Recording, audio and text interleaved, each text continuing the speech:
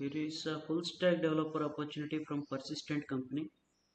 So freshers can apply for it. The position is mentioned here. We are looking for a full stack developer who is a skilled professional with exposure to cloud platforms, DevOps and data visualization, preferably with the network domain Cisco product exposure.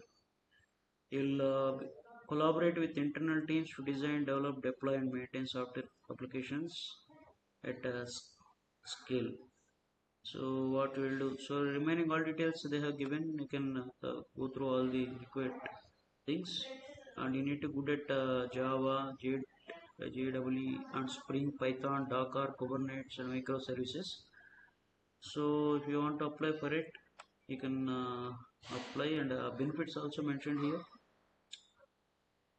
The link is provided in the description box and share to your friends those who are need, and like the video for better reach. Thank you.